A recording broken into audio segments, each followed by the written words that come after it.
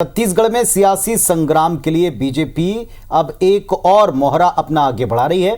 87 विधानसभा सीटों में परिवर्तन यात्रा शुरू होने वाली।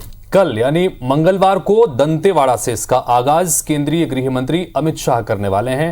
इधर कांग्रेस नेता बीजेपी की इस रणनीति पर हमलावर हैं और इसे कांग्रेस की नकल बता रहे हैं।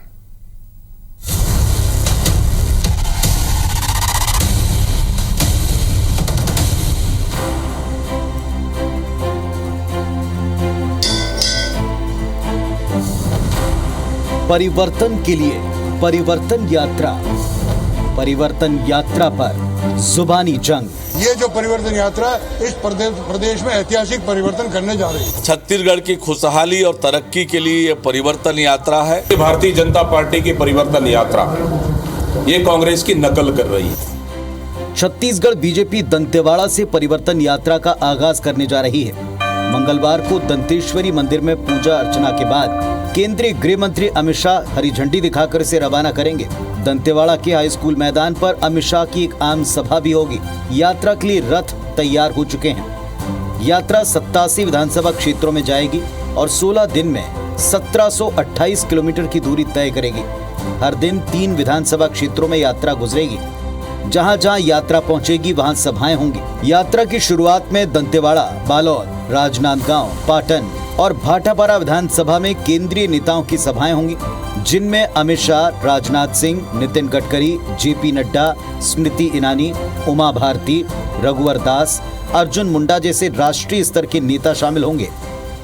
यात्रा का मकसद है मोदी सरकार और पिछली रमन सरकार के 15 साल के कार्यकाल के विकास कार्य और जन कल्याणकारी योजनाओं का प्रचार प्रसार करना।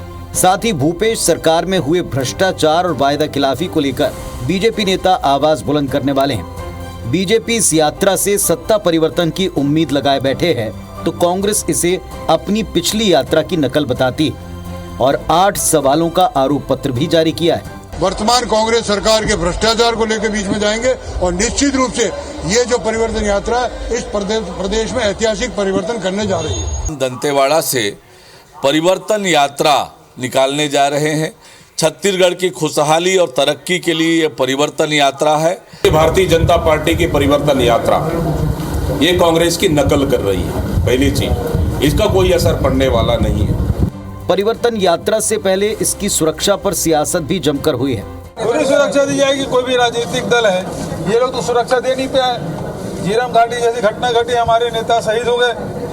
यूनिफाइड कमांड की बैठक आयोजित की गई है। जितने भी नक्सल प्रभावित क्षेत्र में कोई भी राजनीतिक दल के कोई कार्यक्रम हो, पूरी सुरक्षा उनको मुहैया कराई जाए। लेकिन हमको सुरक्षा नहीं भी देंगे तो भी ये परिवर्तन यात्रा का बयार बहेगा। भाजपा क्या कहता है, इस परिवर्तन की आवाज को लेकर सरगुजा तक पहुंचेगा।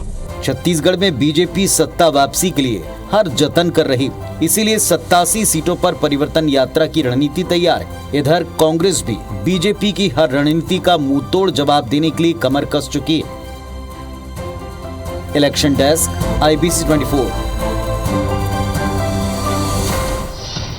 तो हितेश, यात्रा जो चुनावी साल में हम शुरू होते छत्तीसगढ़ में देख रहे हैं, जिस पर आज ढेर सारे बयान आए, जिस पर हमने डिबेट भी की, उधर मध्य प्रदेश में भी यात्राओं का जोर आप साफ तौर पर देख पाएंगे। बीजेपी मध्य प्रदेश में जन आशीर्वाद यात्रा पर है। 4 तस्वीरें इससे जुड़ी हुई आप देख पा रहे हैं। बिल्कुल, इन 4 तस्वीरों में सिवनी में केंद्रीय मंत्री अनुराग ठाकुर भाजपा की जन आशीर्वाद यात्रा में शामिल हुए और कांग्रेस के नए गठबंधन, जो विपक्ष का जो नया गठबंधन बन रहा है इंडिया, उसको लेकर निशाना साधा। वहीं गोवा के मुख्यमंत्री प्रमोद सावंत ने खरगोन में जन आशीर्वाद यात्रा में शिरकत की है। भव्य स्वागत के बीच सावंत ने सीएम शिवराज की जमकर तारीफ भी की।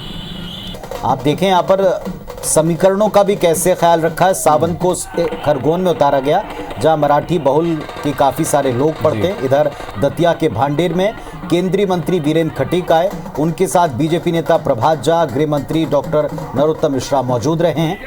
इधर सिंगरौली में केंद्रीय मंत्री फग्गन सिंह कुलस्ते यात्रा में मौजूद रहे और साथ ही सीधी और सतना के सांसद भी इस दौरान मौजूद रहे।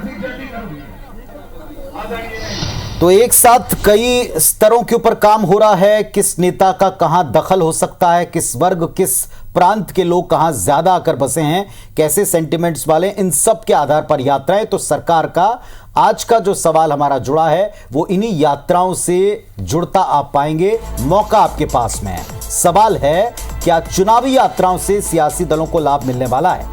जी हाँ, क्या चुनावी यात्राओं से सियासी दलों को लाभ मिलने वाला है? हमने आपको तस्वीरें भी दिखाई कि किस तरह से यात्राएं दोनों ही तरफ से और दोनों ही प्रदेशों में निकाली जा रही हैं। आपके ऑप्शंस हैं ए हाँ और बी नहीं। IBC 24 के तमाम सोशल मीडिया प्लेटफॉर्म्स पर ये पोल हमारा ओपन है। आप जाएं, अपनी राय और प्रतिक्रिया इस पर जरूर दें।